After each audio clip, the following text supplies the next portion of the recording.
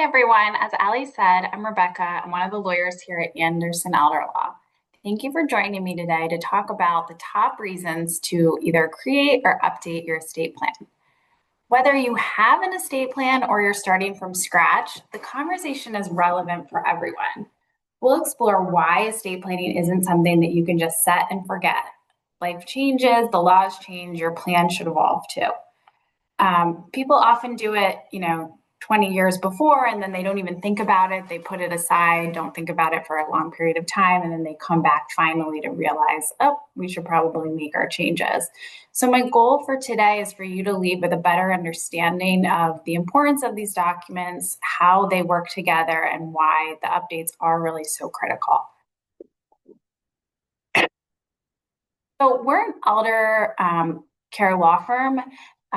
People often ask, what do elder law attorneys do anyway? Well, elder law really is much broader than most people realize. Of course, we absolutely draft wills, we do powers of attorney, we do all of the regular estate planning documents, but much of our work actually involves helping clients navigate long-term care, Medicaid, special needs planning, and also protecting assets while ensuring our clients are getting the appropriate level of care. Sometimes our role expands to support the family in crisis situations where we need to coordinate the care alongside with dealing with the legal and financial matters. Today, though, we're really just going to focus on estate planning. Estate planning is for everyone. I have clients who think that it's not relevant. They maybe have a bank account or a piece of real estate, and they just don't think that they need to go through the process of doing estate planning. It really is necessary for everyone, whether you have extensive assets or maybe only a home or bank accounts. It's really critical that you have an estate plan. Without a plan, you're leaving all the difficult decisions for your family to resolve. When you do that, it almost always creates a conflict. A well-crafted plan is what provides peace of mind for you, but also makes it 1,000 times easier for your loved ones once you pass away. I had a client recently who he was very, very overwhelmed with the thought of doing his estate planning. He had never done it, but there was a diagnosis in the family, which made him realize that now is the time. And he kept saying to me, I just want it to be simple. I just want it to be simple. And finally, he was able to understand that the way to make it simple is to have a comprehensive estate plan. So it really is just so critical, and it's worth the time and effort that you put in and makes it a lot easier for your family.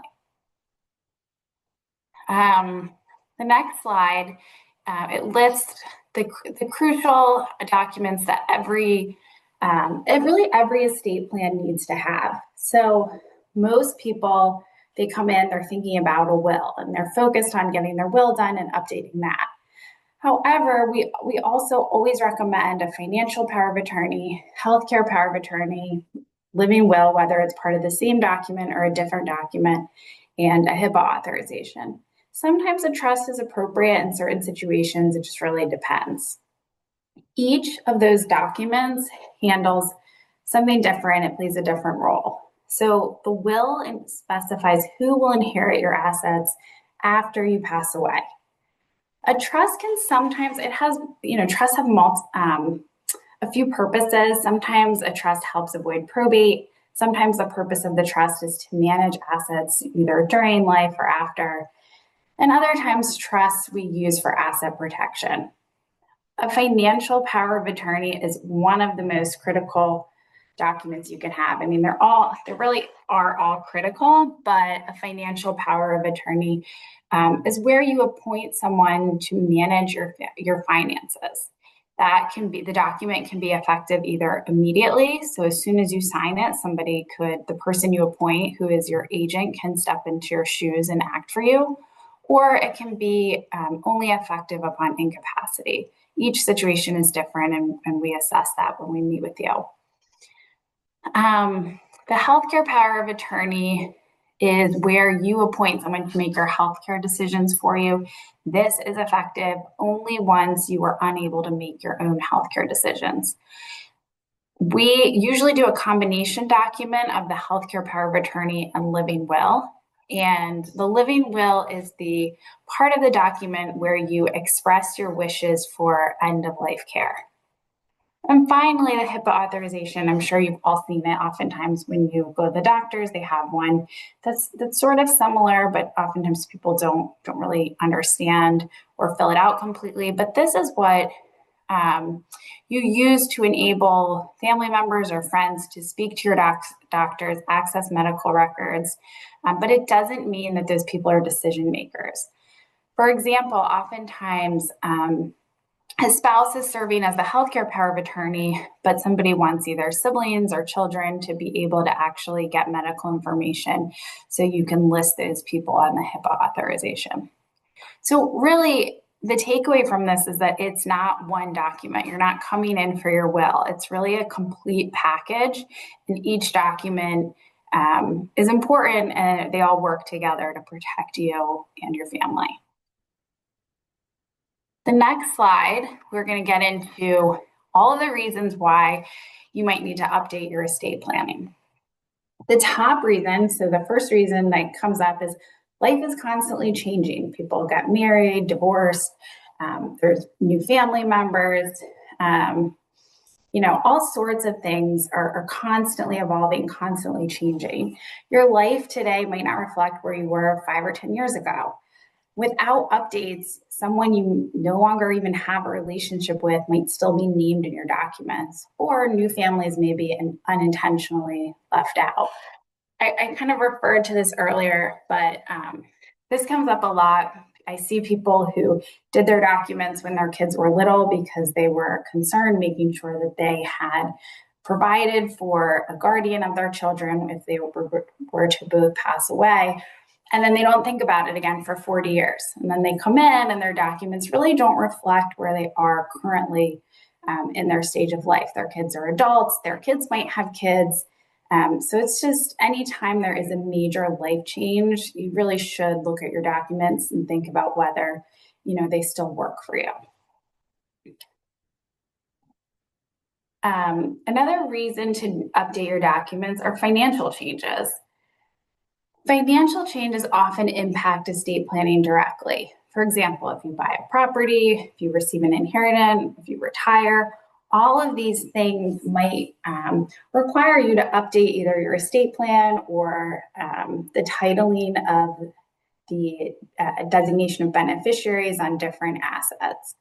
So sometimes it requires you to update it, sometimes it doesn't. This isn't, it doesn't mean you necessarily have to change it, but it's definitely worth, again, taking a look to see if because of these financial changes, you need to update your documents. So that's one that's a little more of a gray area. For example, if you downsize or buy a new house, depending on what your will says, it might already cover that, but it's always something to be mindful of. The next reason to update your estate planning or create estate planning more commonly in this situation is to protect minor children or dependents. If you have minor children, you have little kids, one of the most critical reasons to plan is to name their legal guardians.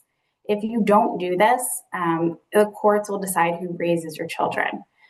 I have all my friends are in this situation right now. Everyone has little kids. And even though I tell them all the time they really need to update or create their documents, people just really, hesitate in naming a legal guardian. Maybe they don't have a perfect person or they're concerned about it. But I guarantee you that the choice that you make for who is going to care for your children is going to be better than letting the courts decide. So it's really just something that I think young people push off, but it's really something that you can't wait for and you need to take care of now.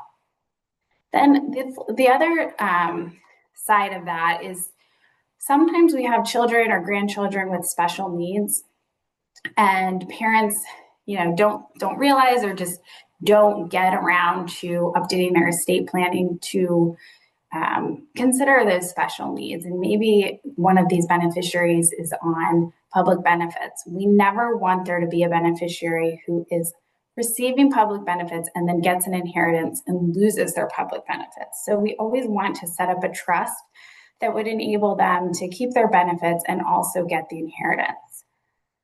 One problem that I've seen that is, a relatively common mistake for people to make is if parents have a special needs beneficiary and then have other children, sometimes instead of doing the proper planning and setting up a trust, what they do is count on the siblings to do the right thing or hope they do the right thing. And it's just not a good plan. I mean, siblings might do the wrong thing. They might also have life circumstances which prevent them from doing the right thing. So it's just, you really need to take the time to set up the planning, set up the trust, especially when you have a special needs beneficiary. And finally, when you have minor children, it's hard to know at what point will it be appropriate to hand over. At what point will you be okay with them getting a large sum of money? It's almost impossible to know when they're young. I have an 8-year-old and a 12-year-old. I would have no idea at this point if whether 25 or 30 or 21. So it's just beneficial to talk with a professional in terms of setting up a trust to maybe get distributions over time rather than something like an UTMA account where they might get a large sum of money at age 18 or 21. So there are just a lot of considerations when you have young children, and it's worth getting everything in order. The next slide, another reason to change your estate plan or update it is somebody has a health change or you're looking at the potential to go into long-term care. Health events can happen unexpectedly and quickly. Someone can have a stroke, a dementia diagnosis, or a chronic illness.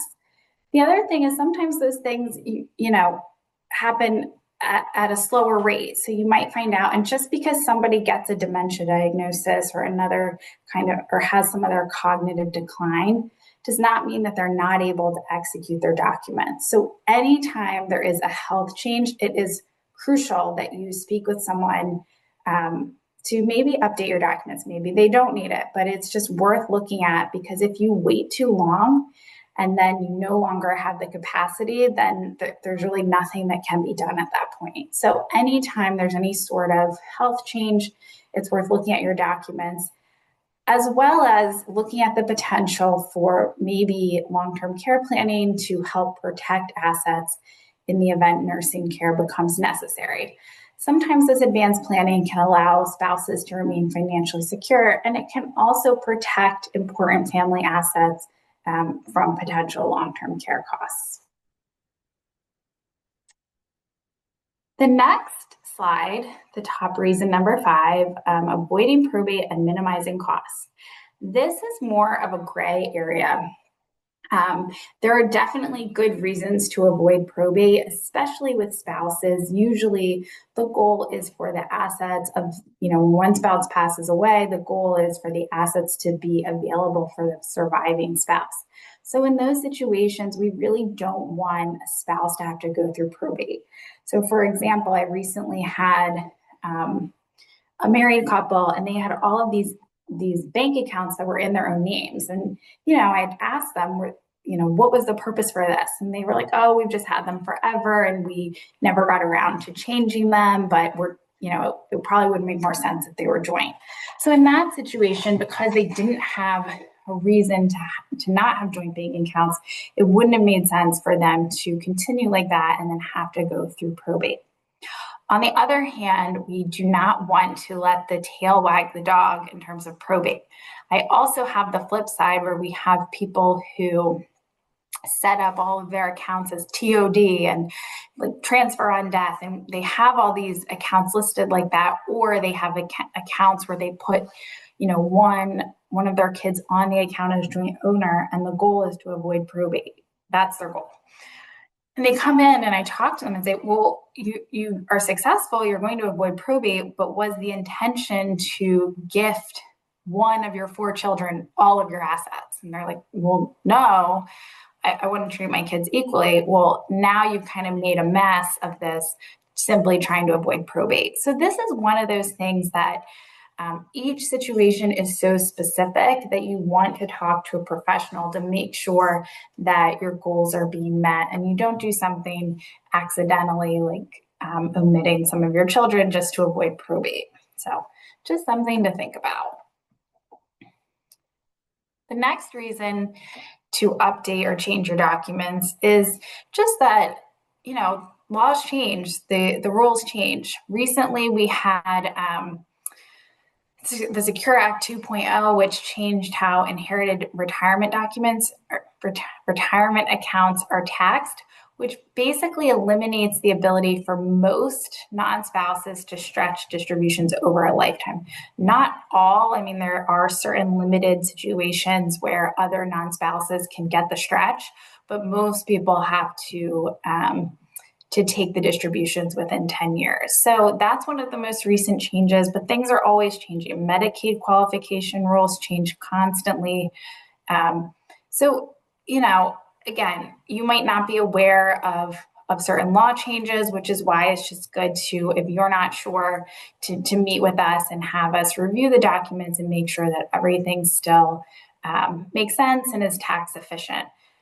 Everyone's aware that, or most people are aware that the federal estate tax limits now are so high that they don't apply to most people. So that's one tax planning issue that is not relevant to most people. But that again, for a period of time, it was supposed to sunset. Now it won't. So it's just another thing that's come up in recent years that is a change to tax law. The next thing to think about always, and I think this is one of the biggest reasons and why people, want to do their estate planning, is to maintain family harmony and reduce conflict.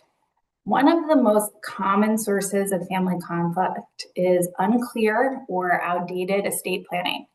When your estate documents are clear, they're updated, and everyone understands your wishes, it just is so much easier for your family. It really reduces the potential for arguments and hurt feelings. It really is one of the greatest gifts you can give to your family. I think also one thing to think about with this is you might have kids who are both serving, who both have good intentions, but might remember things differently. So if you don't have documents that specify exactly what you want, there's just the potential for kids who even get along to, have issues with each other just because they're both trying to do the best they can. But, if your wishes aren't clear, it's not clear between the two of them. Those are the main reasons that we see most frequently that come up when people, need to update their estate plan. Some other reasons, though, are, moving to a different state. You should meet with an attorney in the state you move to have them review your documents, make sure it's still appropriate. Different states have different laws on probate, taxes, powers of attorney, all different sorts of things. It is true that if your documents were valid in the state where they were created, then they are valid in every other state in the United States. However, everything's so different. In Pennsylvania, for example, we're one of the few states who still has inheritance tax. So your planning when you're dealing with inheritance tax might be completely different in a state that doesn't have it. So that's just something to think about, and it's worth meeting with an attorney if you move to a new state. Also, the change in fiduciaries. So when you set up your documents, it's most important to choose and select fiduciaries based on who is most capable and willing to serve today when you do your documents. I frequently have clients who, say my sister or brother or whoever is the perfect person for the job, but they're the same age as me, so I can't pick them. That's not true. You really should pick whoever would be able and willing to do the job. But you should have a chain of command behind that person so if they're unwilling or unable to serve, you have other options. and that's another reason to just look at your documents and make sure that they apply. If you have an executor or a trustee or a guardian or different fiduciaries, they might get a diagnosis, they might relocate, have an illness, or maybe it's just a strained relationship. But those are all reasons that you might need to update your documents due to just the fiduciary situation, which if it's just the fiduciary, that's a very easy change. So you shouldn't let that stop you from updating your documents. Sometimes people have to update their documents because they have concerns with the beneficiary. Maybe when they originally did their documents, the beneficiary had no issues and they're inheriting outright. But, unfortunately, sometimes things happen, maybe an addiction issue or financial mismanagement problems. People go through divorces, have creditor protections, or even just health issues that may require special provisions that deal with maybe setting up a trust. So, it's always important to think about certain things that are going on with your beneficiaries and update your documents to fit whatever their needs are. Charitable giving changes, really just, think about the charities. People change their minds about whether a charity that they chose 25 years ago is still appropriate or they still are aligned with your goals. So that's just another reason that you might need to update your documents. A less common reason to change your documents or update your estate planning, but it does happen, are significant major market or economic changes. If there's a significant swing in the value of your investments, sometimes this comes up because maybe you have a bunch of specific bequests where you leave different family members some money or something like that, but then the value of your estate goes way down and you think, well, now I just want to make sure that my kids are provided for or something like that. Of course, it could also go the other way. Maybe your estate is now worth so much more that when you initially did your planning, that it might make sense. Maybe you'll do some charitable giving or leave other, gifts or bequests to certain other family members. So that's, another consideration as well. Sometimes people, when they first do their planning, they have it set up so there's maybe a large life insurance policy, maybe a term policy that is there to fund a trust for a specific person or go to a specific person. It's always good to keep in mind, if that's part of your planning, that those term policies will expire at some point, or if you get a new policy. So that might be a reason that your estate planning needs to be updated in case the beneficiary who is receiving that now wouldn't be receiving anything, and that might not be the intention. We touched on this a little bit already, but sadly, family estrangement happens, relationships change, resulting in either adding people or removing people from your plan. So it could be reconnection with estranged children, siblings, parents, or possibly needing to exclude individuals from your planning. So that's always a reason to update. Again, this is another less common issue, but it does come up, especially in the context of a divorce, or a potential divorce in the future. In Pennsylvania, assets that someone inherits are not subject to equitable distribution unless you put it in joint names. So sometimes people want to, parents want to put assets in a trust for their kids so they can't, so it's protected in the event of a divorce. There's also just other issues where lawsuits or business disputes, and maybe you want to ensure your beneficiary is protected. So you might want to use a trust or something like that to help the beneficiary. I touched on this a little bit before. As people age, they acquire more assets, but also they are often concerned about the long-term care costs. We all know it's extremely expensive. Long-term care, there's less people who have long-term care insurance. So families meet with us because they might have an asset that they want to ensure is passed on, and that the way to do that is maybe using some more advanced planning strategies such as a trust. That is another situation. I can't tell you how many times a month people come and say, should I put my house in a trust? And the answer is always, it depends. But everybody has heard that advice. So that is an issue if you are even thinking about that. Just because your neighbor, your friend, your brother, whoever did it, it does not mean that it's right for you. And that's really something that's just so specific to each family and your goals. So, but it is something to definitely talk to a lawyer about to see if that is potentially appropriate and that maybe it would protect an asset from long-term care costs. And then blended families change over time. This goes to what I said before. I mean, all families change over time as children grow, remarry, have children, grandchildren. It's just that's always a reason to potentially update your estate planning. One reason, I think the biggest reason people don't update it is really just they don't have time, everyone's busy. But of course, there's also the cost of it. I mean, there's an expense to updating your estate planning, but there's also a cost to doing nothing. And without an estate plan, if you don't have any sort of plan, the state of Pennsylvania has a plan for you. And it probably does not reflect your wishes. It might, but it most likely will not. In Pennsylvania, there's the laws of intestacy, which would determine who would receive your property if you do not have a will.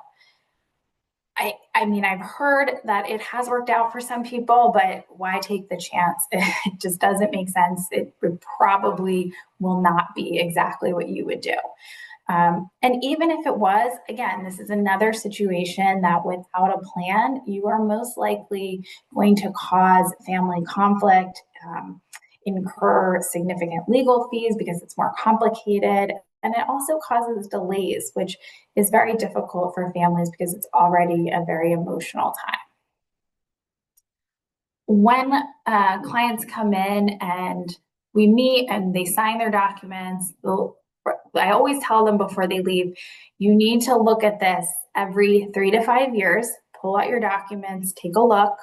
You need to look at it after any life changes, any, diagnosis, health issues, family issues, or just anytime your goals change. I do think there's a little bit of a misconception with a lot of people, or maybe it's wishful thinking, that they want to do their estate planning and put it in their fireproof, waterproof box and not think about it again, maybe ever. But it is really critical to just take a look. I do have people who will call and they say, this happened or this changed. Can we look through my documents? And we do. And I say, you might have bought a new house, but everything still works and you don't need to update anything. On the flip side, I have people who call and say, I just need to change one fiduciary. And I say, well, we're doing a consultation. We have a whole hour. So why don't we just review everything? And then by the end, they realize, oh, I actually have to change my will. I have to change my financial power of attorney. So it's really something that if you have any questions at all, to schedule and go through it. It's definitely worth the hour of your time to make sure that everything is exactly how you want it to be. So to take the next step, what you should do is review the plan you have, if any. If you don't have any, then just schedule the consultation so you can get a plan. Really, the most important step is to just get started. I had a client, it was just last week. He said, it's just now's the time. I'm 60 something years old and I've been putting it off for decades and now's the time. It really is. If you haven't done it yet, that's okay. It's fine. We can do it now, but it's just really crucial to just, take the first step in making the appointment and we can help you. I promise you it can seem daunting. It's another thing on your to-do list, but it's a painless process. We get you through it. And at the end, you'll feel such a huge weight that it's done. You don't have to stress about it because you've taken care of your family. You've made it so it's just a lot easier for them. So that's all I have. If you have any questions or you want to reach out and schedule a consultation, feel free. We have, we're available to get that scheduled. We're here to guide you. And again, like I said, make this as as painless as possible. If there's any questions, I don't know, Allie, if there's any questions, I'm happy to answer.